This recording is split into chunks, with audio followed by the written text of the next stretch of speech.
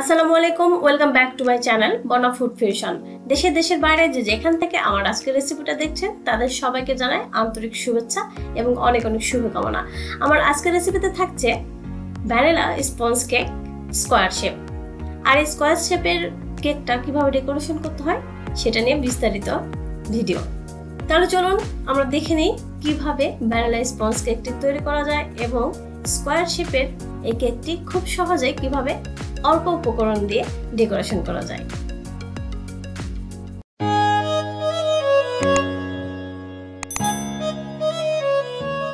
আমি আজকের কেক তৈরির জন্য 3টা ডিম নিয়েছি। ডিমের সাদা অংশ এবং হলুদ অংশ পৃথক করে নেব।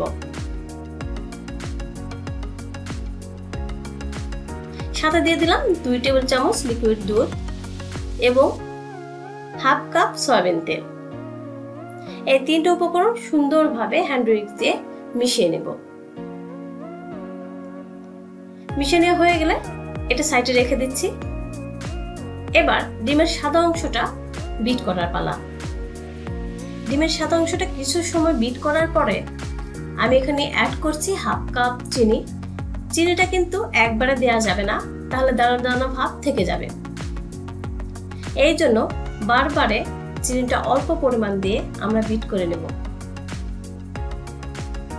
এভাবে অল্প অল্প চিনি দিয়ে আমরা ডিমের সাদা অংশটা ফোম তৈরি করে নিব।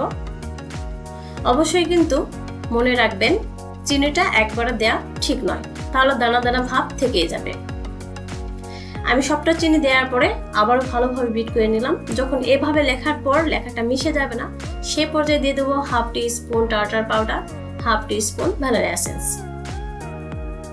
এই 2টা উপকরণ দিয়ে আবারও হাফ মিনিট সময় ভালোভাবে বিট করে নেব।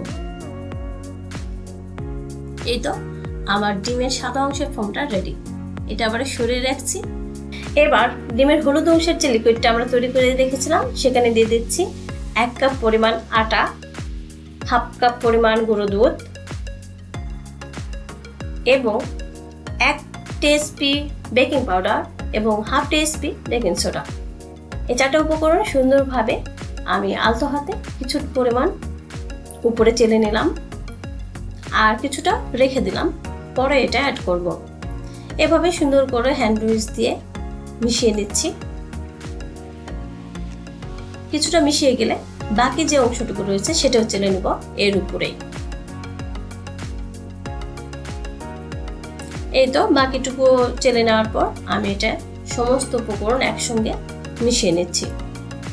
আপনারা দেখতে পাচ্ছেন আমার কেকের ব্যাটারটি কিন্তু একটু শক্ত এবং ঘন হয়ে গেছে। এই অবস্থাতে কোনো টেনশন করার দরকার নেই। আমি এখানে আবারও হাফ কাপ লিকুইড দুধ অ্যাড করছি। এতে করে আমার ব্যাটারটা পারফেক্ট ভাবে রেডি হয়ে যাবে। আপনাদেরও যদি এরকম কোনো সমস্যা হয়ে থাকে তাহলে অবশ্যই কিন্তু এভাবে হাফ কাপ হোক আর 1/3 কাপ হোক লিকুইড দুধ অ্যাড করে দিবেন। এই তো আমার ব্যাটারটা ইনশাআল্লাহ রেডি। এখন আমরা ডিমের যে সাদা অংশের ফোমটা করে রেখেছিলাম সেখান থেকে কিছু পরিমাণ ফোম এখানে নিয়ে এসে অ্যাড করব। এই তো কিছুটা নিয়ে এসে এইভাবে অ্যাড করে নিলাম, যাতে করে ডিমের সাদা অংশের ফোমের সাথে যোগ করতে আমাদের কোনো সমস্যা না হয়। এবারে পুরোটা ঢেলে দিচ্ছি সেই সাদা অংশের ফোমের সাথে। এটা দিয়ে দেওয়ার পর আবারও আলতো হাতে মিশিয়ে নেব। এখন কিন্তু আমাদের সাবধানতার সাথে এটা মেশাতে হবে।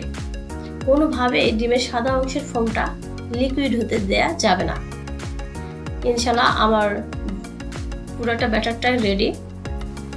এবারে 11 ইঞ্চি পরিমাণের একটা ননস্টিক মোল্ড নিয়েছি, সেখানে পেপার বিছিয়ে তেল ব্রাশ করে নিয়েছি এবং সেখানে ঢেলে দিলাম আমার কেকের ব্যাটারের পুরোটাই।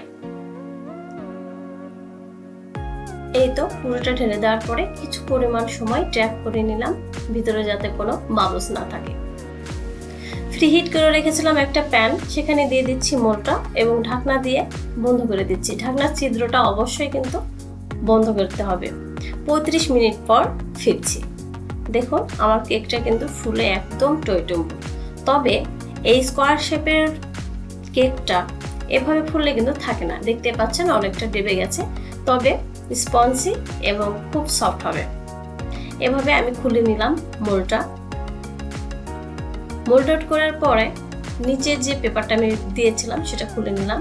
দেখতে পাচ্ছেন 11 ইঞ্চির যে মোল্ড থাকে স্কোয়ার শেপের, সেগুলো কেকটা কিন্তু ফ্ল্যাট সিস্টেম হয়।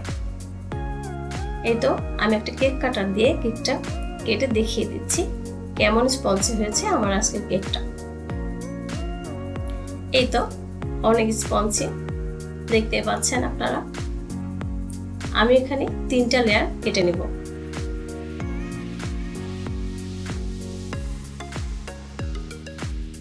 এই তো কেটে নেওয়া হয়ে গেছে। আমি এটা ডেকোরেশন করে এখন আপনাদের দেখিয়ে দিচ্ছি। ঘরে থাকা সামান্য উপকরণ দিয়েই অনেক সুন্দরভাবে এই কেকটি আপনারা ডেকোরেশন করতে পারবেন। দিয়ে দিলাম সুগার সিরাপ। অবশ্যই প্রতিটি কেক ডেকোরেশনের সময় অত্যন্ত গুরুত্বপূর্ণ বিষয় হলো সুগার সিরাপ দেয়া। তাছাড়া কিন্তু কেকটা ভিতরে ড্রাই হয়ে যাবে আর খেতেও কিন্তু ভালো লাগবে না, আর কয়েকদিন যাবত কিন্তু সংরক্ষণও করা যাবে না। এর জন্য অবশ্যই আমরা সুগার সিরাপটা ব্যবহার করব। এরপরে দিয়ে দিয়েছি ক্রিম। ক্রিম দেওয়ার পর আরেকটা লেয়ার আমি দিয়ে দিলাম, সেখানেও দিয়ে দিব সুগার সিরাপ। সুগার সিরাপটা দেওয়ার পর আবারও হুইপ ক্রিমের আরেকটা লেয়ার দিয়ে দিচ্ছি আমি। ডেকোরেশনের সময় শেখানোর এমন কিছুই নেই, যারা নতুন তাদের জন্যই আমাদের ডেকোরেশনটা পুরোটা দেখানোর প্রচেষ্টা। আর যারা পুরাতন তাদের তো অবশ্যই কোনো কিছুই বোঝানোর নেই, তারা অলরেডি ভালোভাবে ডেকোরেশনের জন্য রেডি থাকে। উপরে আরেকটা লেয়ার আমি বসিয়ে দিলাম, সেখানেও দিয়ে দিচ্ছি সুগার সিরাপ। সুগার সিরাপটা দেওয়ার পরে আমি এখানে আবারও ফ্রস্টিং দিয়ে কভার করে দিব। আমার চ্যানেলে বেকিং এর যাবতীয় রেসিপি দেওয়া আছে, আপনারা চাইলে ঘুরে আসতে পারেন। উপরে কভার করার যে সিস্টেমটা আমি আরেকটা উপায় দেখিয়ে দিচ্ছি। যারা নতুন তারা এভাবে একটা গোল নজেল ব্যবহার করে চারিদিকে এভাবে কভার করে দিতে পারেন। এতে করে সময় বাঁচবে এবং সেটটাও হবে দারুণভাবে। আমি এতে আর বেশি হুইপ লাগাবো না, কারণ এটার উপরে আর একটা স্তর হবে। এটা আমি ফ্রিজে রেখে দিচ্ছি 10 থেকে 15 মিনিটের জন্য। ফিরছি 15 মিনিট পর। 15 মিনিট পর ফিরে আমি একটা রোজ নজলে কিছুটা পিঙ্ক কালারের ক্রিম ভরে নিয়েছি, সেটা এখন চারপাশে দিয়ে দিচ্ছি। এই পিঙ্ক কালারের লেয়ারটা দেওয়ার কারণে আমার কেকের একটা গর্জিয়াস লুকিং আসবে।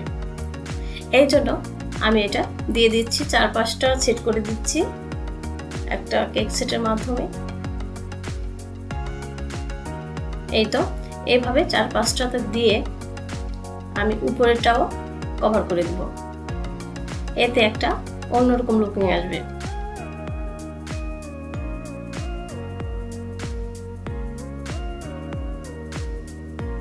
এভাবে চারপাশটাতে আমি উপরের যে পিঙ্ক কালারের ডিজাইনটা আছে করে নিব। এই তো আমার উপরেও পিঙ্ক কালারের সুন্দর একটা লুকিং চলে আসলো। এখন আমি উপরে কিছুটা সিম্পল ডিজাইন দিয়ে দেব। এই জন্য একটা পাইপিং ব্যাগে আমি গানাশ নিয়েছি, চকলেট গানাশ, যেটা বাচ্চাদের অনেক পছন্দের। এটা চারপাশে এইভাবে কিছুটা সময় ডেকোরেশন করে নিব।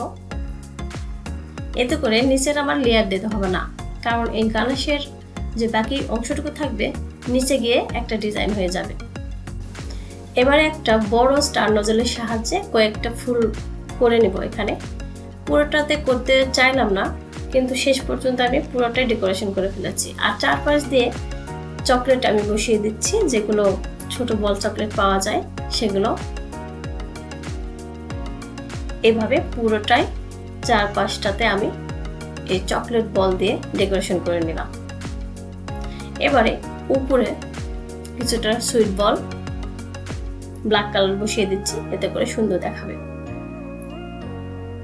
আরো পিঙ্ক কালার কিছুটা দিয়ে দিলাম।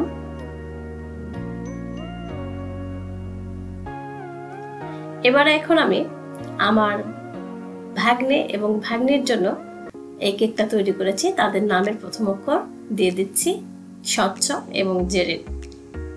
ওদের দুজনের নামের প্রথম অক্ষর আমি লিখে নিয়েছি। উপরে কিছুটা সুন্দর ছোট সুইট বল দিয়ে দিয়েছি, এতে করে ওদের দেখতে খুব ভালো লাগবে। এই তো প্রায় শেষ। আবারও কিছুটা হার্ট শেকের চকলেট আমি বসিয়ে দিচ্ছি চারপাশটাতে, এতে করে কেকটা আরো গর্জিয়াস হবে। এভাবে আমার কেকের ডেকোরেশনটা হয়ে গেল। খুব সামান্য উপকরণ দিয়ে সুন্দর একটা লুকিং এর কেক আমরা অনায়াসে ডেকোরেশন করতে পারি। তাহলে কথা না বাড়িয়ে আর চলে যাচ্ছি, আবারও ফিরবো নতুন কোনো রেসিপি নিয়ে আপনাদের সামনে। ততক্ষণ পর্যন্ত ভালো থাকুন, সুস্থ থাকুন। আল্লাহ হাফেজ।